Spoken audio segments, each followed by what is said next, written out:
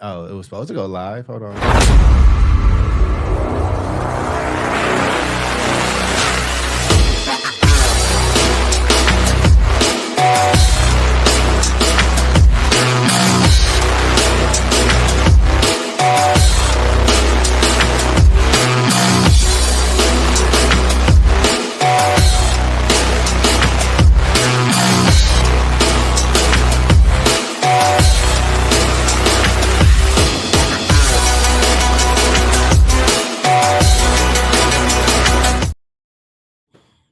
All right. Good afternoon, everyone. Welcome to the South Star Classroom, episode 216. We're working our way into the 200s towards 300 already. It's pretty amazing. Bro, if we don't like each other, we real good at faking it, man. Yeah, exactly. Hell A no, long man. I time. love this crew, Well, maybe man. after today's show, we'll see how you're feeling. The little brother grates on his older brother. I'm sorry, David. This is gonna be the day that everything goes awry. You know, don't leave me, David. Don't leave me. Go ahead. No. We're good. I'm David Castillo, one of the co-hosts. We've got Mr. Omar Yanar looking very, very fly, very dapper. Ooh. Yeah, But can you be fly on a Yeah, let's plane? go full screen on that, man. Ooh. Look at that. Oh, Crazy. damn. Oh, Yeah. damn. Hot. Mm. Oh, I tell you what, you know, I get no respect, you know. Oh, You nailed Yeah. it. You did that very well. Sorry, But you see Terry's how we 2 are when blocks to the Julie's not left. here? See, we Yeah. act up when we ain't got the matriarch, you know? Exactly. And we got man. Dr. Cole hailing from freezing cold Chicago Yeah. land, right? You know what I'm noticing Yeah. though about the doc today, man, is how good the hair looks, man. Because like typically you're wearing a hat, but you Oh, got yeah, like the yeah. good, you got the good hair. This is my winter hair, you know? This the winter. It's the good hair. It catches the snow when it snows outside, you know, it just catches the snow for you. It keeps it off your head. Nah, And man. you kind of grew out that goatee. You got the I'm not. mustache going. I really Looking was nice, just man. he just didn't smooth it down, man. It's the gray is trying to take over though, man. I'm like, I don't even pluck it no more, you know. Ooh, I just want to Yeah. do a shout out to our boy Bill. We love you. Look at the callback he made to Quarter last week's zipping, show look at about that. quarter zipping. He Yeah, taught him man. something new, baby. You got to apply it. Woo! Indeed, I man. love it. That was a good callback, Bill. Way to go. Nice job. All right. Well, before we dive into today's topic, what's the title of today's show? Teaching beyond I think teaching and or leading and or Yeah, living beyond the bait, living beyond the modeling bait, baby. leadership for the next generation. So we're going to get into it with some examples and have a good discussion. But wanted to see, the holidays are coming up. Wanted to see how both of you are faring and if you have any plans or any other items you'd like to check in about.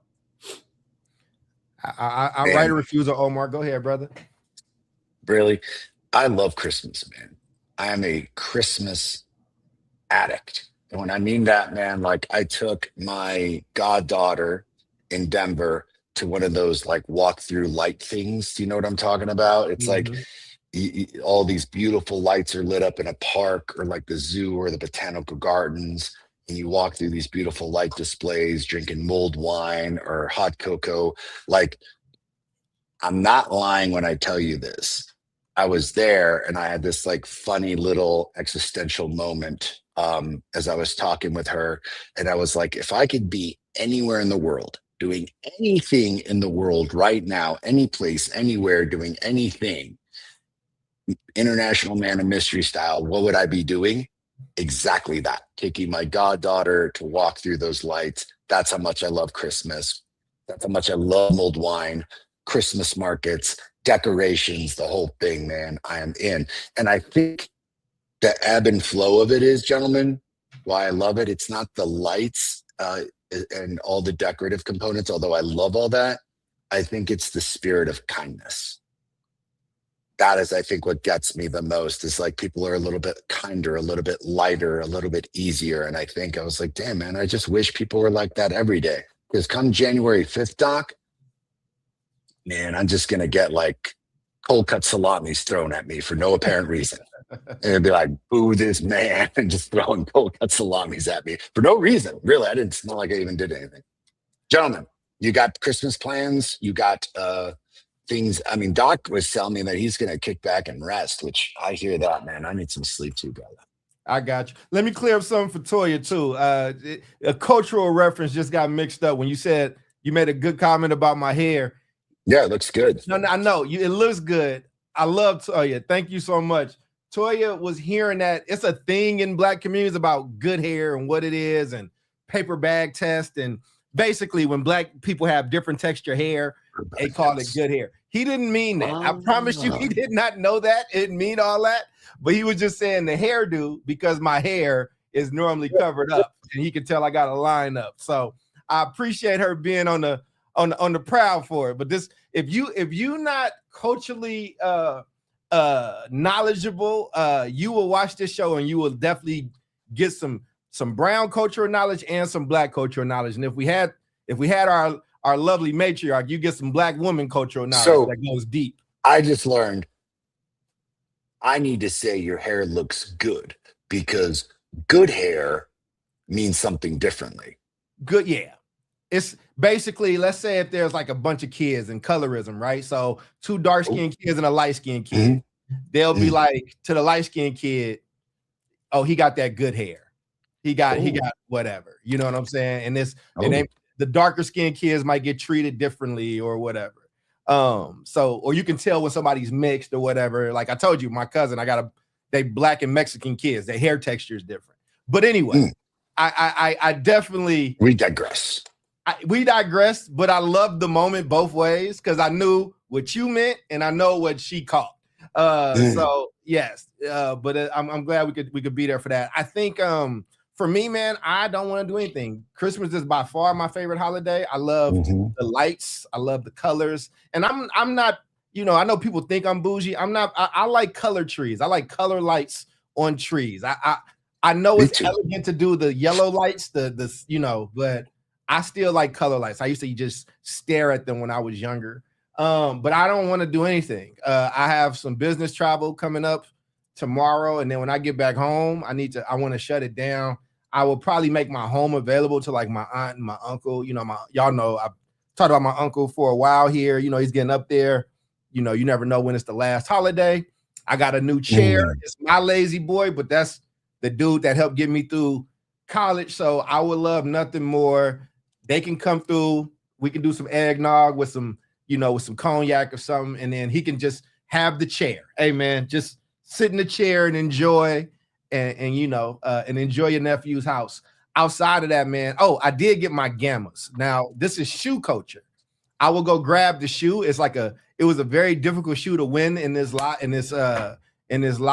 So as you're telling your story and you have a break in it, David, I'll show the shoe. You're speaking like foreign language to me right now, but it's yes. I thought about you though, because it reminded me when you start talking about DJ stuff, and there's like surface level DJ talk that everybody gets. Yeah. When you go that next layer, like I know you probably seen Menace to Society, and they got the whole scratching battle. I love that part, but you probably understand that on a different level. You're right. I get you now. I get you. So I'm gonna go grab that for you, but I got you, Omar, because y'all was asking. So do your thing. All right. We're good down here. Just getting ready for the holidays too.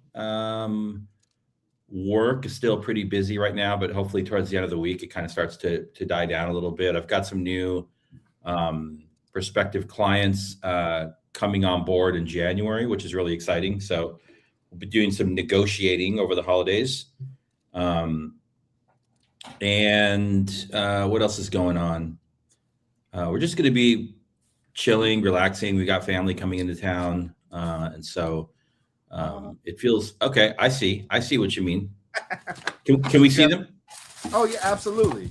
They're already on the resale market for $400. They are already there. Okay. All right. It's a very beautiful shoe. What are these? I mean, I know they're these Jordans, are the Jordan 11 Gammas. Okay, the Gammas. Okay. and they're very difficult to get.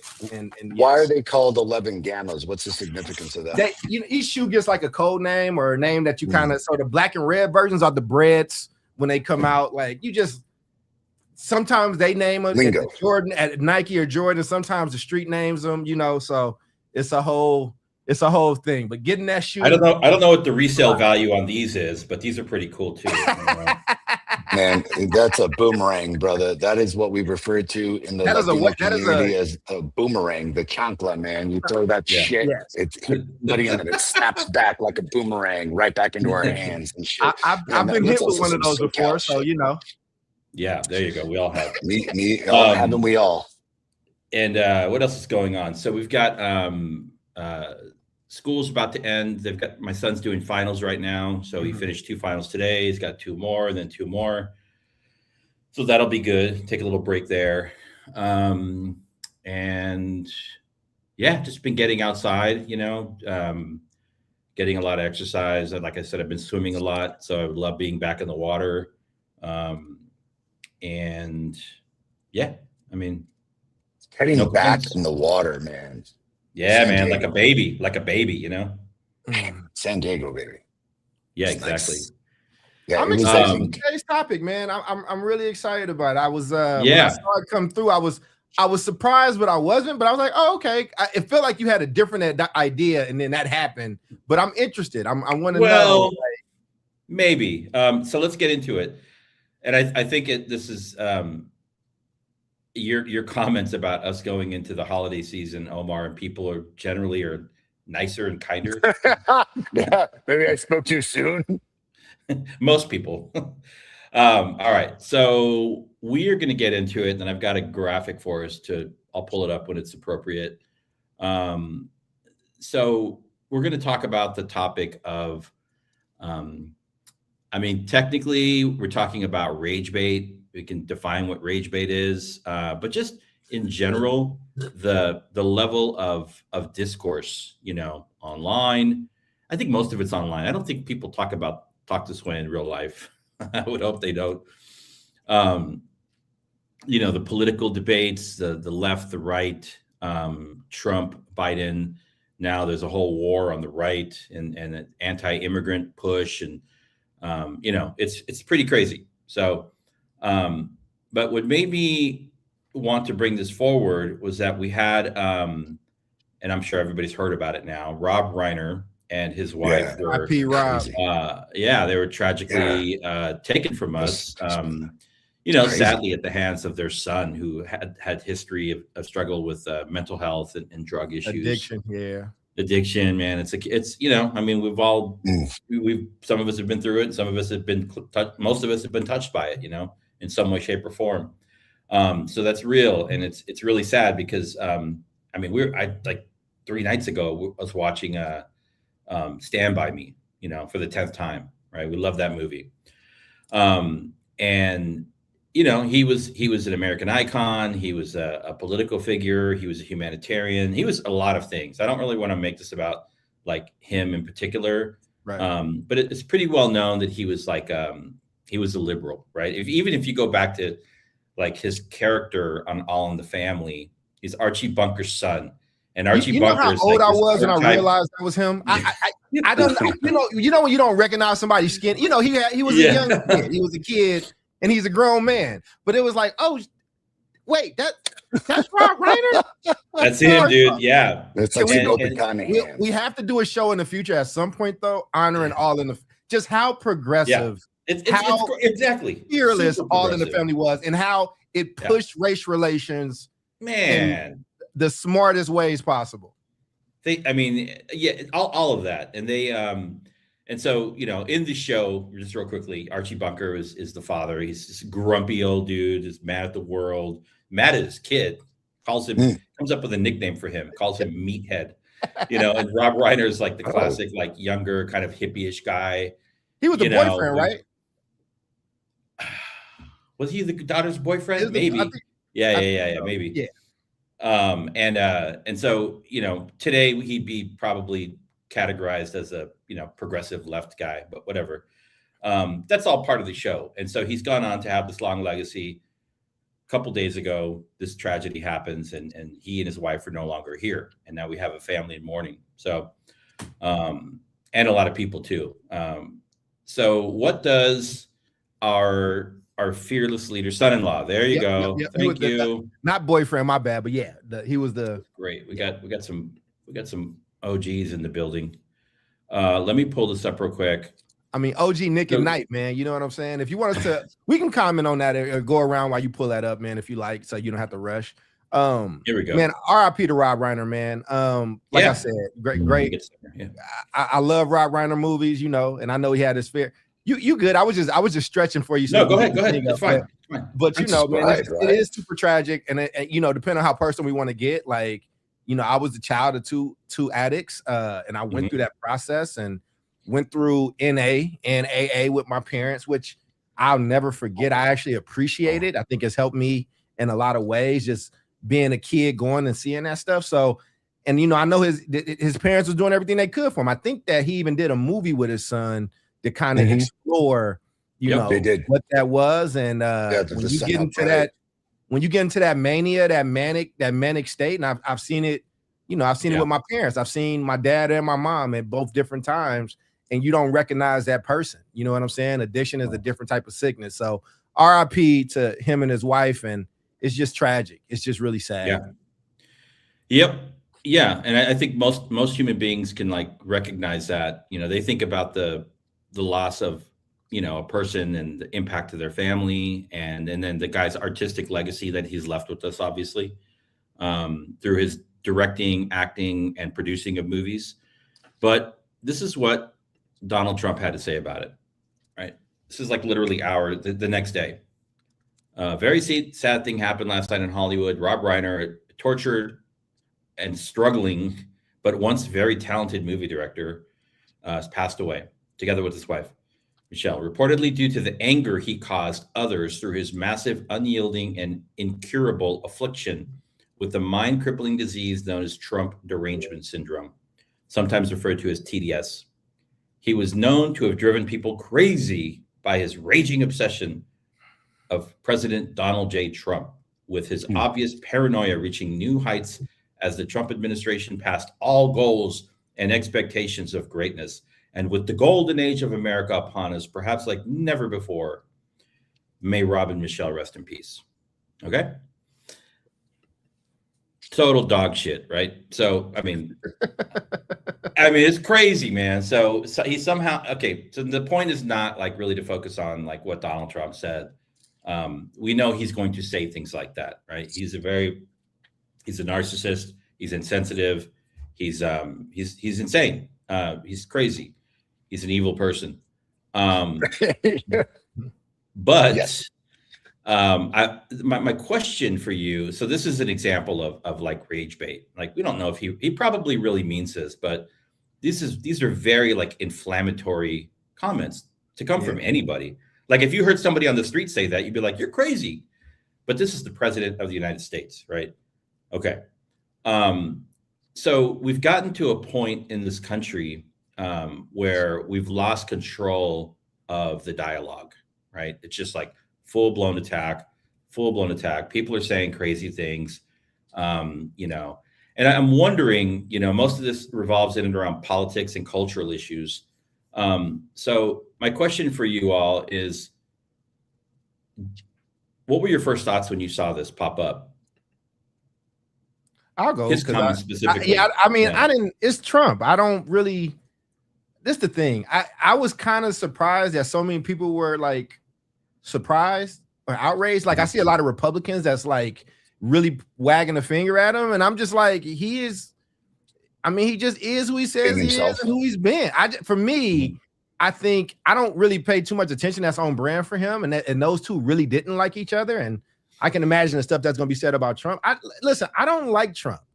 Like, he's our president and it is what it is. And I want, you know, our country to be okay. But I also just don't react to like a lot of these shenanigans in a lot of ways. I don't. But when you sent the thing over and I saw how big it was and how big it had gotten, right? I'm like, well, I guess it's a good topic. Maybe I'm just disconnected. It's just on brand. I'm not shocked. I mean, is this lower than the lowest point that he's ever had? Like what do we?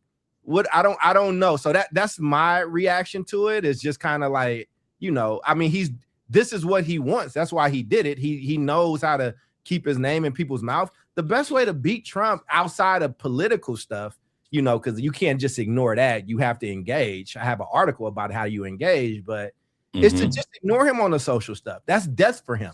Death for him is the jeers and the cheers. Stop it. He don't care if you're cheering or jeering. It's Floyd Mayweather mentality. I don't care if you come to watch me win or lose. You paid to come. And I think as long as you keep paying for the circus, you're going to see fucking circus. So that I just didn't have a lot of strong thoughts. That's all I got for it. Oh. How about you, Omar? I'm going to take this a little bit into the direction that you want to go in, David, is forget about Trump for a moment and think about just any leader. And I deal with this a lot. And gentlemen, I think you all have dealt with this a lot. People will say something very silly, like, well, this is just the way that I am, and people can deal with it. And I'm like, well, that's cool if, I don't know, you're not a manager, or if you're not the leader. How about the publicly elected leader of the United States? Now, oftentimes when a president gets elected, even the people who did not vote for him will say, this is the will of this democracy, of this representative democracy, and therefore he's still our president. I may not support him, I may not vote for him, but he's still the president of the United States. I'm still a citizen of the United States. And I think it does a lot of disservice, not just in terms of a leadership position, and certainly internationally, because this is also something I'm dealing with. So let me kind of tear this out into three. You're a leader, you have a responsibility to the people that you lead. And within that responsibility, one has to actually be conscientious of what they say, because it's not just about you anymore. And this is why he's such a narcissist, because he thinks it's all about him. And when you're a leader, it's the exact opposite. It's all about the people that you are leading and not about you. So what are you saying that is going to get people motivated, kind, thoughtful, working towards the greater good, working towards the greater interest? Because how you act, people will replicate, because they'll feel emboldened. Well, if the leader's doing this, I have every right to do this. And what Trump is essentially saying to the country is, hey, I'm the leader of the free world. It's totally okay to mock the dead and say disparaging things about people because I'm doing it. And I think that's a horrific example, but these have massive consequences, David, from a global perspective. Yep.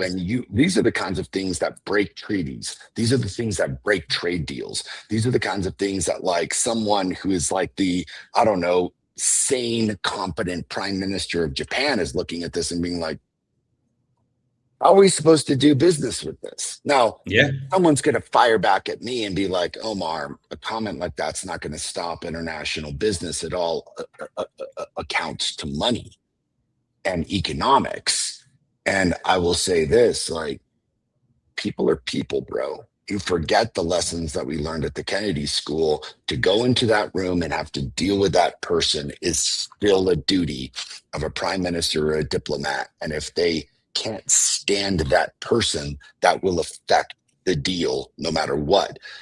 Humans are not devoid of emotion. So I think that the consequences can be really grave, man. And like, I don't care if you're the manager of Burger King and shit, you probably shouldn't be saying shit like that. Exactly. And so, or a teacher or a parent or exactly. Yeah, man. Or the leader of the free world. Anybody that has anybody within earshot of you. So, okay. So let's think about this, because you mentioned it, the ability to like separate, and we are all humans. We have emotions, but like separating emotion when it comes to a political debate, right? Because what I'm seeing now, and I'm going to ask both of you, like, how have you done this in your conversations with, colleagues or friends or family? What we're seeing now, every single thing that we see now come up in the media. So like this really sad thing happened in Australia, right? There's a mass shooting. And what's the angle? It's like, oh, these guys are like, they're from the Middle East, they're terrorists, let's close the borders, right? 2 people, right, had rifles. Or this is why everyone needs to have guns in Australia, right? They run all the way to these like these outlier kind of positions. Even looking at like what happened with Charlie Kirk, they did their best to make this some kind of connection to like the trans community, right? They didn't really do a good job because I don't think there was a connection there. But every single thing that we see now, the rhetoric gets taken to the total extreme, the outliers. And so how do you engage in these conversations with people? Are you experiencing that in like your personal and professional lives when you have conversations about politics? That's a good question, dude. I will say this, at least amongst my friends, and Doc, I don't know if you have the similar situation, because I've got friends that voted for Trump twice now, right? Because it's been what, three times that one could vote for Trump. So twice now, right? Like they voted for Trump, then they voted for Biden. And then this last election, they voted for Trump again. And I think the first time they voted for Trump, holy cow, man, like that was, all sails towards the black sunset. Like things went really awry. And it emboldened people to say, I think, pretty terrible things to one another and assessments of one another. What I found this time around is I've had friends that voted for Trump and I'm like, look, I'm done. I'm done trying to convince you of something. I'm done thinking that politics should be the end all be all of your personality. I love you. You have made a choice that I disagree with, but you've probably made a lot of choices I disagree with. This is just yet another choice that you have made that I disagree with, but I ain't going to base an entire personality on it, nor am I going to disparage you for it. So we quickly got over it and just went on and discussed other things, because we've gotten to that point where I think it should be, where politics do not beget the person, do not beget the woman, beget the man. Yeah, maybe I can make some assumptions or inferences about you depending on your political proclivities, but I'm a political scientist by study, and so is so are you, so is Doc, and we both know that like how you were raised creates a 96% chance that you're going to be of that political persuasion. So I'm going to blame somebody on how they were raised? Like, can't do that. I think that we've gone into like a very congenial way of speaking, but that's also a group of good, highly educated. I don't know if that logic or that research is applicable in the case of MAGA. Like MAGA doesn't seem like it's not like traditionally a Republican. It's its own thing, right? It is its own thing. So it's not like a political party. It's a movement. Some say it's a cult. So I don't know if I think a lot of people got swept up under MAGA that were disillusioned. And so I don't know if that logic or that research applies to MAGA. But anyways, I know what you're talking about. Yeah, no, and I honestly think it's a little too early from a political science perspective. We're going to need a lot more data to kind of configure like, hey, how did this buck the trend? Because it definitely did. But getting to the question of how have I seen this play out in conversations? Yeah. What I have seen play out, dude, are these obnoxious ass fucking bumper stickers on people's cars, fucking the "Don't Tread on Me," the fucking American flag all backwards and shit, the blue line on the American flag, and I know exactly what all of these things mean, and like I support the police, but like if you're making this thing your personality so much so that you have to broadcast it to everybody on the back of your fucking pickup truck, like you're a piece of shit. Because what you're doing is essentially saying, I'm using my freedom of speech to come out here and broadcast things. But what you're doing is starting shit. And I have a disagreement with that, because those are the kinds of cats that I think if I met face to face, we'd get along just fine. We'd probably be having a beer and find something common about. But those things, those symbols, they inflate anger and create a weird sense of camaraderie, because what you're doing is boiling down your personality to this one trait. And that's on you, brother. Like, I'm not putting a bunch of bullshit ass, obnoxious, disgusting bumper stickers on the back of my car trying to like encapsulate my personality with one fucking slogan. And if that's your personality, like, that sucks, dude. Yeah. I'm sorry, man, but like, oh, you're a shitty human being if your personality can be boiled down into a bumper sticker. What about you, Charles? How's this playing out in your spaces? I mean, I have two answers. I have different groups of people. I think that my middle class friends and up, my friends that have jobs where they don't punch into a clock, that have a salary, where, you know, we could take personal days. I think that they're having a lot more conversations about it. I think that, and if we're looking at Maslow, I can be nerdy with it. You know what I'm saying? The people that are able to do the self-actualization of life, I think they have a lot more conversation and are a lot more in my groups. They're a lot more emotionally connected to it. I think the vast majority of the people that I know that's in my family, that's lower middle class and below, that's working different type of job, grunt work, you know, having to kind of scrape and do those things. They're not having conversations like that. This is not major news if you a poor black cat in the south side of Chicago, right? Like, if I don't like Trump, it's more fodder for me not liking Trump. But also, when Trump dies, if Rob Reiner would have been alive, Rob Reiner would have probably had some wild shit to say about Trump too, right? So I think my thing is, you know, I'm trying to attack the question. I know I always do this, and I'm trying not to get very meta with the question. If the question is about Donald Trump specifically, and like how people are talking about him or whatever the case is in this moment, that's one type of answer. Now, if the question is a larger political science, how leaders should talk, what message we should be conveying. I mean, the question is about the radicalization of the discourse around political issues and your experience with it. Yeah, I think, listen, man, look, fucking George Wallace died in what?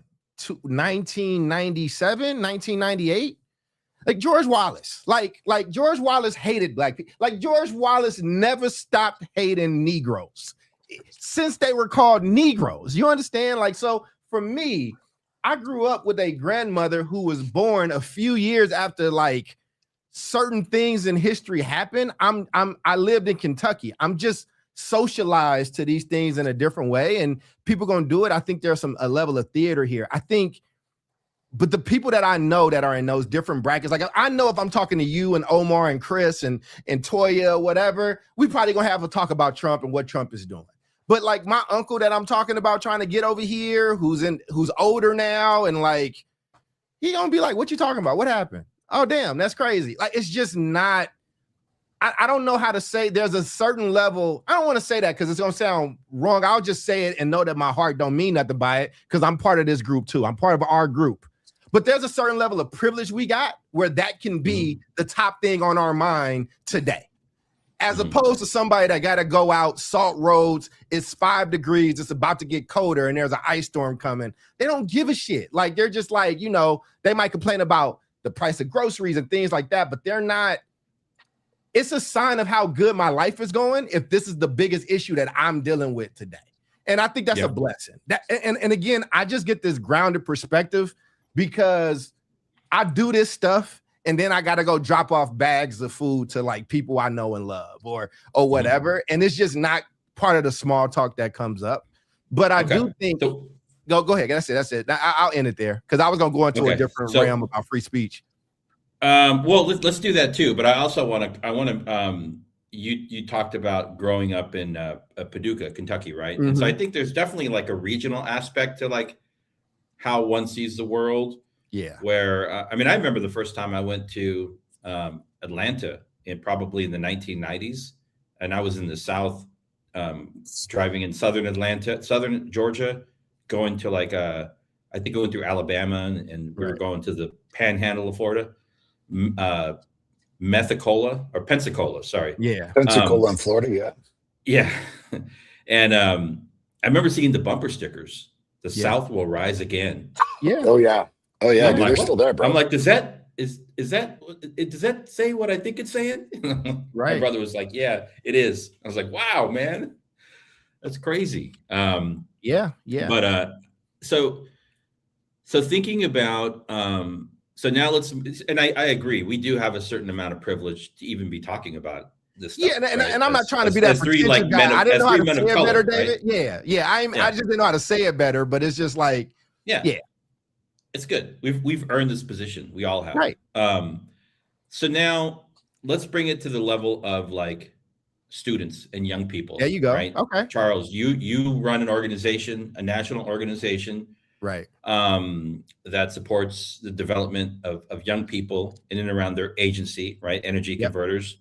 Omar, you run a multi-school charter school network in El Paso. Sounds like you're going to be doing some other work in Colorado. So you know, under your leadership, you have, you know, many children, right, in their community. So my question to you is, and I'm raising a 15-year-old who I just discovered the other day has been listening to Nick Fuentes, right? I'm like, you can't stop it. Free speech. Yeah, can't stop. See? And so that's what I'm saying. So my question to you there is like, you know, how do we help young people navigate the discourse that we know they are watching it. They're all watching it. I mean, they're the most exposed to social media, so they're seeing all of it, right? And it is definitely like shaping, as everything that goes into the mind of an adolescent and a young person shapes their worldview. How can like families, how can schools, you know, address that, create spaces to like. I love that question. I appreciate that.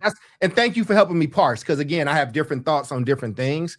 I think that with me and Round Agency, and we just, you know, I now have the 501c3 for the Agentic Institute. So Energy Converters is moving under there. It's been a lot of work. Congrats, thank you. It's very stressful, but it's great. But part of that is I can't make choices for you. I can't. So what type of leader do you want to be? Like, what is your thing what's that thing inside you? Like, this is right or this is wrong. And how do you want to kind of show up? Leadership looks very different. And I think that, you know, there was a point that Omar made, which I hear him and I agree with personally, but from a philosophical standpoint, I don't know if I can about the "don't tread on me," you know, bumper sticker. But if we see a super liberal bumper sticker right next to it, right, it's like, remember those coexist bumper stickers? Like, and it's I get the point of them, it's all the religions. But if you're like a devout Muslim, Christian, whatever, it's a sin it's a sin to accept other gods. You know what I'm saying? Like so what I'm saying is, I think we're in a time and place where everybody is signaling. Everybody's trying to over signal who they are, what they belong to. And so again, I think if you're a conservative person, I've never been a conservative person, and I never will be. But if you're a conservative person, you feel like the left has had the microphone and the influence for so long, and the Rob Reiner's been able to say whatever, and now you got this guy that's breaking out of that, and kids that you never would have thought are listening to Nick Fuentes, are listening to these other people, are listening to Candace Owens, who's having her own kind of moment, are listening to Charlie Kirk. You know what I'm saying? It's like there's something that we have to listen to. There's some kind of place where the conversation has been broken off, and somebody's not listened to the point that that's who they are looking at. Because I think Nick Fuentes is a fucking dork. I slapped the shit out of Nick Fuentes, and I'm not a hard person. I'm not even trying to be like, I'm not even tough. Like, this is what I'm saying. I'm not a tough guy. But what I'm saying is that when I was younger, the people I looked up to, there was something about them that I respected, or like, you know, Nick Fuentes talks with his chest out all the time. And my thing is, because ain't nobody punched him in his shit. I'm not advocating violence. What I'm saying is, this is a different generation. I'm from the generation when you call somebody a bitch or you call somebody out their name, you got to have your hand up. because you might about to punch you in the mouth. There are certain things that used to happen and play out. I learned that the hard way on a basketball court when I was younger, and was like, exactly, so I'm gonna watch my mouth. And I think that some lessons have to be learned, and they're gonna be harder to get. But I think with young people, I think the mistake is trying to tell them how to be, tell them what to say, tell them what to do, because as extreme as Trump is, these left people are extreme, and what you're seeing is these boys that have not been allowed to play. Every aspect of their characteristic has been called toxic the last 2 or 3 years. You got this loneliness epidemic. Trump ain't helping none of this shit. But what I'm saying, there's another problem there that I think that we're ignoring because Trump is so out there. And I think you have to reset a lot of things and have a space where these boys and girls can come together, ask questions. Oh, you know what that place used to be called? Fucking college. College used to be the place where different ideas battled it out. And it's not that anymore. And I just wrote an article. I just did the show earlier. You know, like in the last 8 years, there's 600,000 less black males in colleges and on college campuses, and it's getting worse. And the numbers for white kids are not the same. The numbers for males are just dropping drastically, and we can keep wagging the finger. I think our side likes to sound right more than we like to do right and be right. And I think that that's going to come back and bite us. So that's my answer of how I would deal with that. Is like, think for yourself, and let's talk about it, why you feel that way. I think you struck a nerve with me. And that's a good thing. We're doing radio now. Should we give you full screen? No, not yet, because this is going to take a little while to kind of come out. Well, let them see the full suit for a little bit. Go ahead, brother. I think that I was thinking back, who did I listen to as a kid, and how did that influence me? And when people are like, who are your inspirations? And like, it bores people because I'm always like, dude, my mom, my dad, my sister, like greatest influences, greatest motivating factors. And then people are like, dude, yeah. Well, who's beyond that? And like, you know, people will, Eminem will go Jay-Z, Biggie, Tupac and Biggie, Andre from Outkast, Nas and Vinny. I will go Eddie Murphy, George Carlin, Dennis Miller, Jon Stewart, Stephen Colbert, Chris Rock, Kevin Smith. My greatest influences in terms of my thinking and in terms of my youth were all comics. And if you know something about any of these comics, they were all satirists. They are all satirists if they're still alive, right? So they deal a ton with political satire. In satire and in comedy, there's critical thinking. Right. And there's truth. So I love the Dennis Miller show. He'd go after Clinton and Bush equally. I love Bill Maher. He'll go after Trump and, you know, anyone else. In this case, you know, Biden recently equally. He'll go after Democrats and Republicans. And that level of like kind of calling everybody out for their shit is quintessentially the importance of comedy, because in comedy there's truth.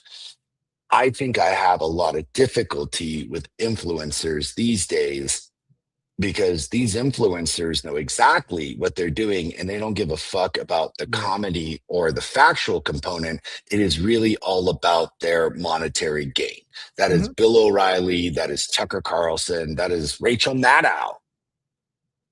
All right. Like maybe Rachel Maddow really gives a shit about our political philosophies, but like that woman's doing shit for the money, and good for her. You're a left-leaning person and you're doing that because that is your living. And Tucker Carlson, that guy goes home and literally like on record has said on those text messages that got flooded, how much he's just full of shit. Trump. And it's really he thinks Trump is full of shit. Exactly. But this is the worry that Can I just call out Bill Conrad's knowledge of rap music right here with this reference? Little baby. All right, sorry. What about Little Romeo? What about Little Nas X? I snort. I did, Bill. Way to go, man. You just made me laugh, snort. Way to go, man. I love you, Bill. I really do, man. Bill is great.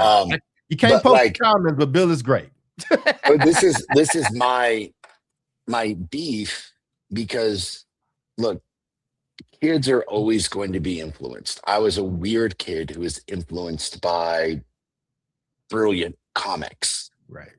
I don't think every kid was influenced by brilliant comics when I was growing up. They were probably listening to all sorts of shit. Rush Limbaugh was on the radio spouting out egregious horse shit. So much so, L. Franken wrote a whole book called Rush Limbaugh is a Big Fat Idiot. Yep. who And what had what the- did we do to Al Franken? Yeah, exactly. That was Did him horseshit. dirty. The, Did him the dirty. Democrats You see what fucked I'm up saying? massively Right. on that one. Yeah.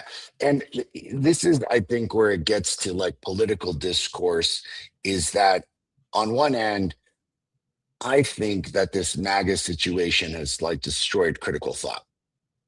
But I think that critical thought has been destroyed in the past. People who followed Reagan, people who followed Hitler, people that followed fucking like those weird Baptist plans where everyone committed suicide or started murdering someone in Waco, Texas. What I get to is that I think people are highly influenced. And Mhm. this goes back to the crux of my conversation is that if you know people are highly influenced, and I think people like Tucker Carlson and these influencers know that people can be easily influenced, I would take the responsibility and the ethics of saying, what am I doing with that level of influence, with that responsibility? And how am I at least painting as objective a picture as I can, give as much factual information as I can, and give people some semblance of choice and critical thought? But that's me. I think that the overwhelming majority of people are either like, this is easy to influence people and I'm going to make money and power out of it, so I'm going to take advantage of it, or I'm just going to believe Trump or my preacher and not think about any of this stuff. Because this whole MAGA crew who keeps quoting the Bible ain't never read the Bible. And they're like, I read this passage and I read this passage. Horse shit. I read that book cover to cover. You don't know what the fuck you're talking about. These Democrats who are out here spitting liberal bullshit because they read something or heard something but never looked up the source, I think are doing as much of a disaster as everyone else, because that is also misinformation. Do I think it's as disastrous as the right? I really don't think so, because no one on the left is calling for like egregious murders, except for some of these people recently with this Charlie Kirk thing, which I'm like, yo, hey, maybe you don't call for murder. Can we just go ahead and say it here? Like, we should not be calling for the harm or murder of anybody. Yep. But this gets to the leadership component. As a leader, you've got some semblance of influence, and especially on young people. So what should we do for young people?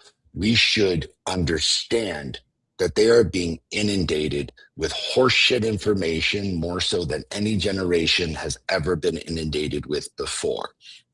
There's no, like, you cannot compare the New York Times to Facebook, Instagram, and TikTok. You cannot. The New York Times does not have an algorithm of addiction. And these platforms absolutely have an algorithm of addiction, absolutely spread misinformation, absolutely lie to you, and there is no critical thought. So I always go back to, how are we teaching anybody, inclusive of adults, the critical thought of just taking a moment, pausing, stopping, and saying, is what I'm reading or what I'm listening to factual? Can I do a quick check to see if this survey, if this comment, if this has any relevancy? And I don't think most people make that second click. I don't think they take that pause and just simply hear something and be like, I don't know about that. Let me look that up. It's such a basic thing, right? It's like, is what I'm reading true? Right? That's a very basic thing. But in today's world and the way that information is put out and absorbed, and then we move on to the next thing, like, you just, like, people assume things are real. I mean, I've fallen into that trap too, but I've slowed down. So I think, the thing that I want to focus on here is like young people. Like, how are young people experiencing the political discourse, right? And I don't know. I'm not young. I talked to my son, talked to his friends. Whenever I can get in front of young people, love having conversations with them. But I'm no longer a teacher. I'm no longer working in schools. And so for me, it's like you can't control the flow of information. Like if you're going to do that as a parent or as a school system, like whatever, good luck with that. Like students have access to young people have access to everything now. And the best that you can do is, I think what you're talking about, Omar, is like helping them understand that, like, okay, so you saw this. Now the next thing is like, have you fact checked that? Do you think that's real? Because that sounds kind of crazy, right? And the whole like world of AI is twofold. It's making that more challenging, with the proliferation of fake news and fake media and fake videos and fake photographs. But it also makes it kind of easier because AI can also do some pretty incredible fact checking.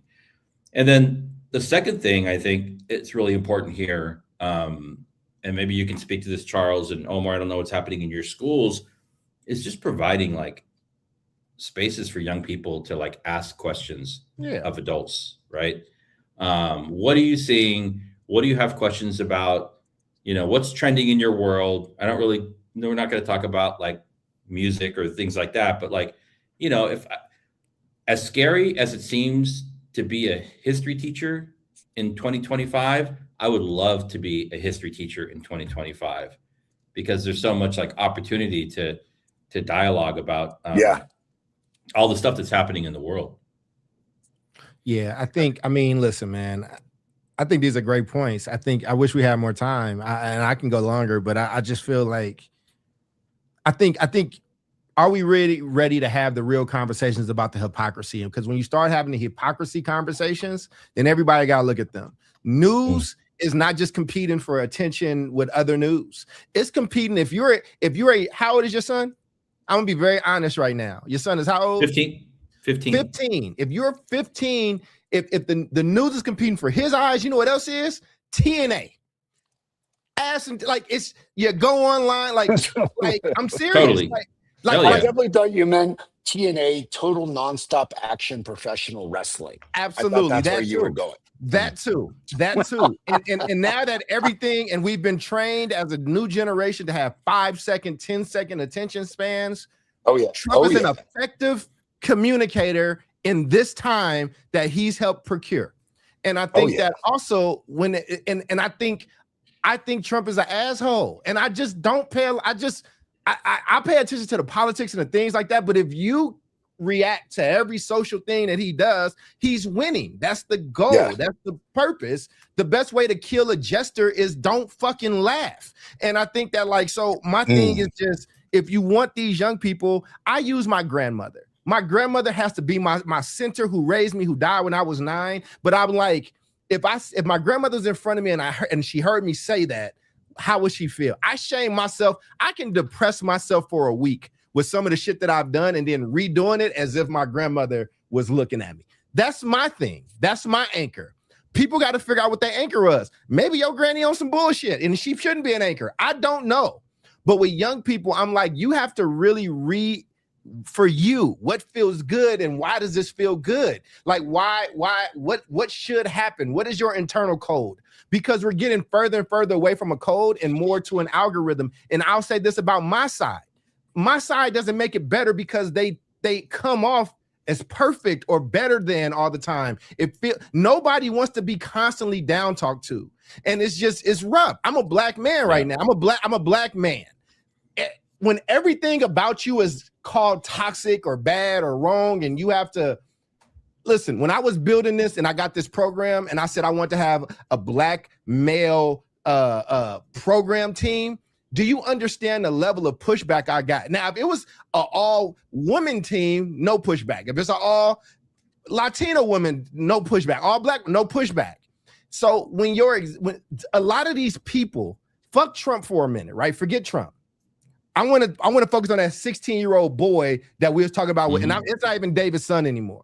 But just think about the conflicting messages he's getting about his own existence, the impulses he has as a growing and maturing boy, when you told all that shit is evil, and then you see somebody in power that's like, nah, man, be you.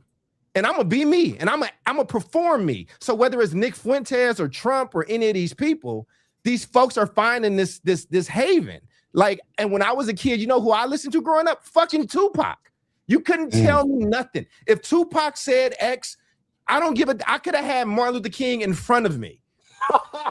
I'm just telling you. Like, if listen, y'all just did this. Y'all just did this thing about hip hop. Look up NBA YoungBoy. He has no commercial hits. He has no radio hits. He is the most popular musician alive right now. Like, if you go look at one of his concerts, remember we was talking about that YN movement? It's there. It is there, and you can't tell them anything. And by wagging your finger and telling them how bad they are and how they shouldn't do it, you know what that does to a fucking teenager? It makes them want to do it more. If your daughter is in Catholic school wearing a uniform and you are down her back about don't do this, don't do that, or whatever, she can't wait to go outside. That parents are rebellious. But what happens when your country's rebellious?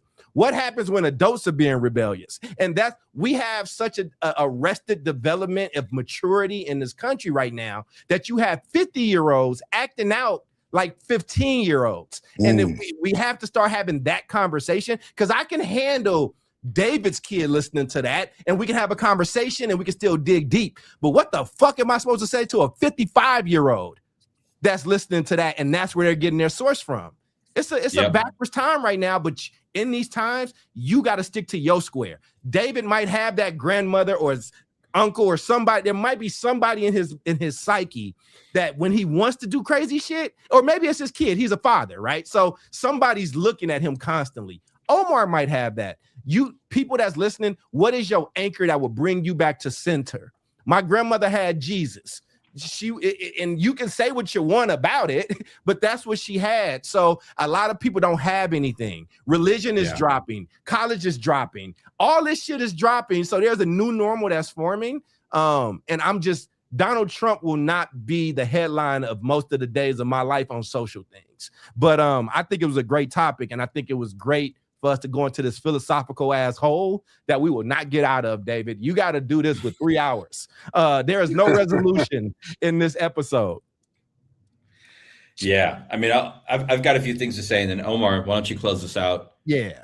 I think to keep it simple, I would say, like, what I'm doing is, and I'm a political junkie. I love listening to this stuff, and I pay close attention to it, probably too much, but I find it entertaining at a certain point. But I think when it comes to young people, when it comes to our children, when it comes to our students, we cannot pretend that they are not experiencing something that is, I wouldn't say like not normal, but like it's probably extreme, like there's different versions of extreme. The radicalization of language, the radicalization of like posturing, the inability to like disagree based on your beliefs and then leave it there and not take it to the next level. And so, I think it's important to, talk to young people, ask them what they're seeing, make sure, going back to your point, Omar, that young people know that like fact checking is very important, right? It's a fundamental part of being a historian, a political scientist, is like fact checking.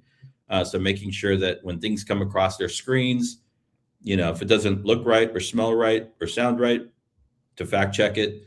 Some of the tools, I think, I spend a lot of time on X, and I think Grok does a pretty good job or X does a pretty good job of like fact checking, but because there's so much crazy stuff out there. Right. And then just talk to them, say like, what are you hearing? Right. What questions do you have? What are you worried about? What do you want to learn more about?